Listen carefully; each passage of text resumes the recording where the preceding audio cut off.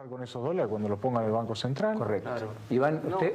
No, yo lo que creo, además de todo eso que suscribe al pie, es que realmente lo que pasó acá fue una crisis de confianza y lo que estamos haciendo no está generando más confianza. O sea, generamos un presupuesto en el que estamos contradiciendo las leyes que se acaban de aprobar hace menos de un año con esta misma conformación del Congreso, la reforma tributaria que nunca se reglamentó, que se reglamentó solo en los aspectos negativos, como fue gravar la renta financiera, que fue la primera corrida, que me acuerdo que estuvimos acá charlando, y tu pregunta si eso era ya el fin del problema, y mi respuesta fue que no, porque realmente estábamos en un contexto en el que la pérdida de confianza era una constante. Creo que dentro de los argumentos que recién se planteaban, justamente ese es el principal componente. La ley de presupuesto que se presentó y las leyes complementarias que son suspensión del ajuste por inflación, o sea, estamos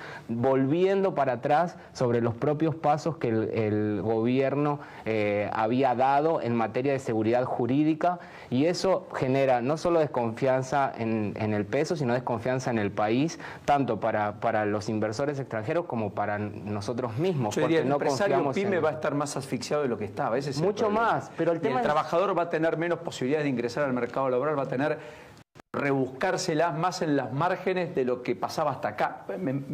¿Me equivoco si planteo eso? No, yo creo igual, creo lo mismo, y creo también que el año que viene el tema va a ser qué es lo que vamos a recaudar, porque se están planteando nuevos impuestos sin tener la certeza de que el año que viene siquiera vamos a tener la recaudación que estamos teniendo hoy. Entonces, en un contexto en donde la plata no alcanza, lo primero que se deja de pagar son los impuestos. Entonces, pienso que nosotros podemos llegar al déficit cero forzándolo tanto por los ingresos como por los gastos. Acá lo que surge del consenso fiscal es que no se quiso ajustar la política y se crean nuevos impuestos traicionando a los propios pasos que se habían dado en materia de el sinceramiento fiscal, que había sido un éxito. El sector privado otra vez paga el gasto público. Sí, y genera la desconfianza. Y la impericia y ineficacia de ese gasto público.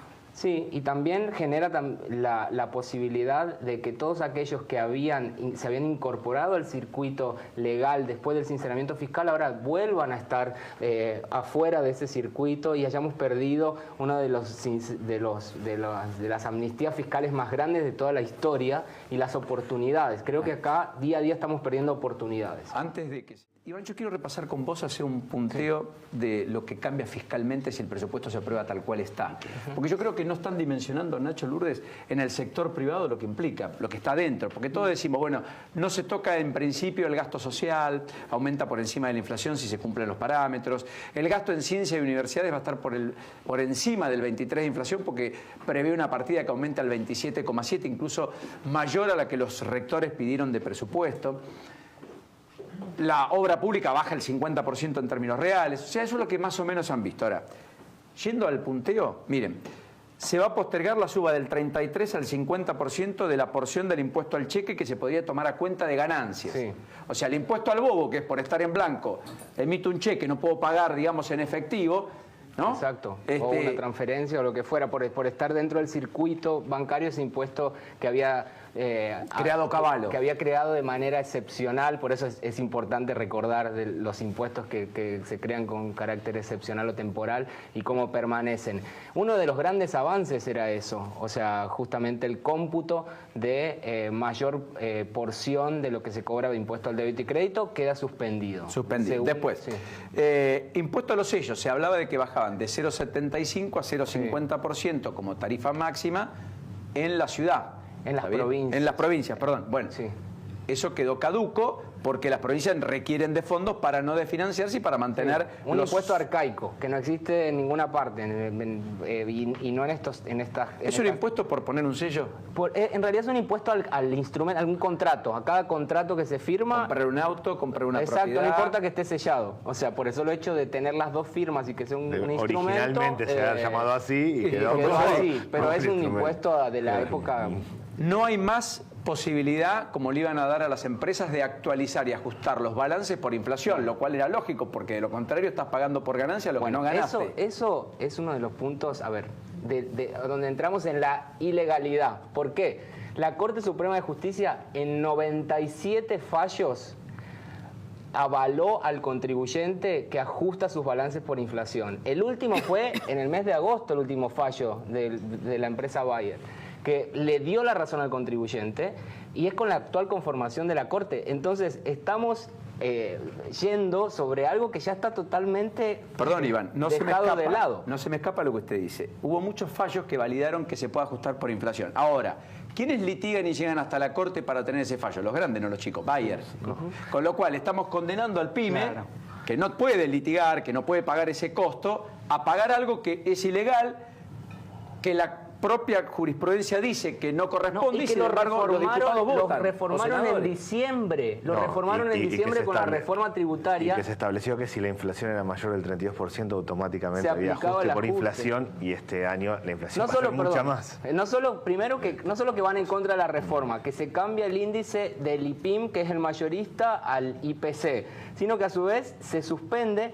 Y después, si supera la inflación el 40%, lo que van a hacer es que vos te lo puedas computar en cuotas. Realmente el impuesto inflacionario que soportan las empresas hacen que la carga tributaria en función a los fallos de la Corte supera el 60% del impuesto a las ganancias. Por eso explica que la dirigencia empresaria argentina está en Comodoro Pi diciendo que pagaba coimas para tener beneficios de hacer negocios, porque es la manera de hacer negocios. Este es el problema de por qué no tenemos una burguesía nacional. ¿Cuáles son los 50 empresarios argentinos estandartes en el mundo? ¿Cuáles son? No, pues yo diría Pagani de Arcor, que le vende caramelo al mundo, no reprende un decreto regulatorio, ¿y cuántos más? Yo creo es eso y otras razones más por las cuales no hay una burguesía pero esta es muy importante, Daniel. Es una importante, sin lugar a dudas. Y es la que justifica también el 40% de nuestra inflación en negro. Una parte importante. Bueno, ¿se mantiene la rebaja de ingresos brutos y en las provincias? Eso sí, se mantiene, pero porque fue parte de la negociación.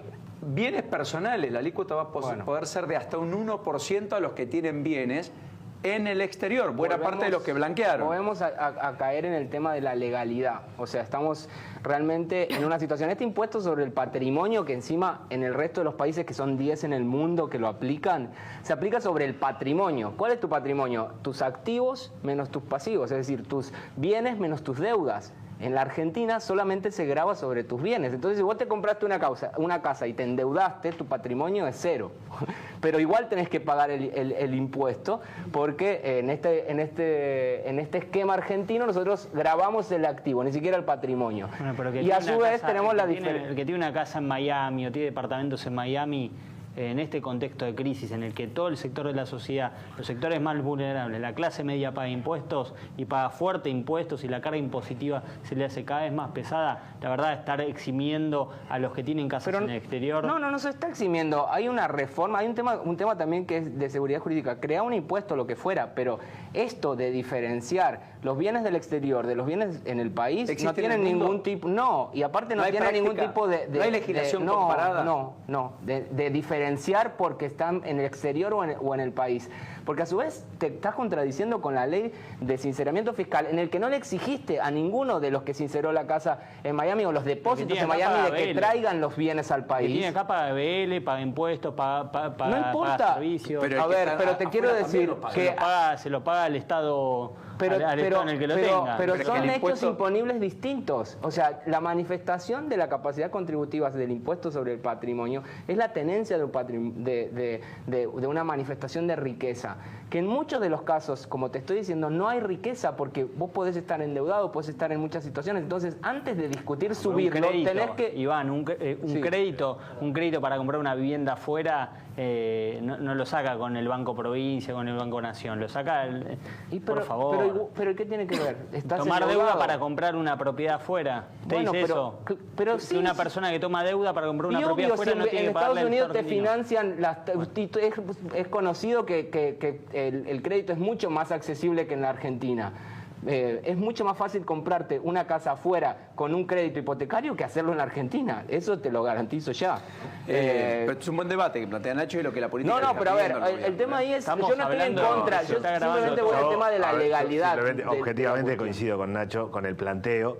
Sí entiendo que hay un problema que se blanqueó ahora bajo determinadas condiciones y se cambió al poco tiempo. Eso sí entiendo. Porque aparte es la misma ley. Lo único que quiero decir esto, Daniel, es que la misma ley de blanqueo dentro de los títulos bajaba la tasa al 25% para el año que viene. Entonces la persona puede considerar un beneficio del mismo blanqueo, esa baja de tasa, porque sobre esa ley esa persona... Es una cuestión legal, es una cuestión legal que usted plantea, me parece bárbaro, eso lo tiene que definir la justicia. Yo quiero, digamos, usted ya se manifestó en contra, quiero la visión a favor de un entendido, porque si no nosotros caemos en la trampa que plantean muchos economistas, que siempre plantean liberar toda la economía, no responsabilizar al máximo al mayor contribuyente, y los pequeños contribuyentes, la gente que está en su casa está hasta acá y dice, bueno, al menos graban alguna vez a lo que tienen afuera. Estoy diciendo que el Estado tiene que ser más eficiente. Tenemos un 40 o un 50% de la economía en negro. Bueno, pero eso es un pedido que es en este contexto. ¿Y pero cuándo lo das entonces?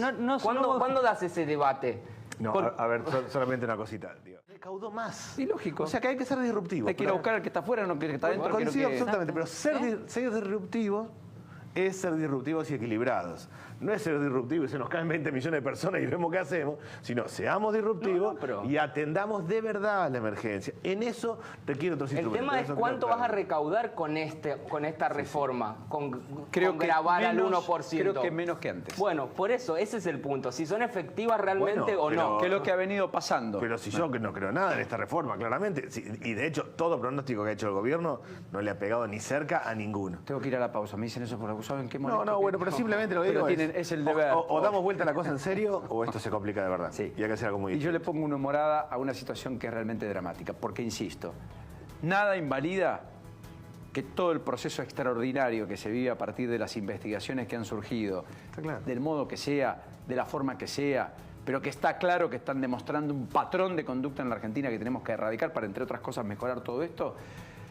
Nada de todo eso invalida esto. Y todo esto tampoco apaga esto otro. Son las dos agendas que conviven en una situación de desasosiego.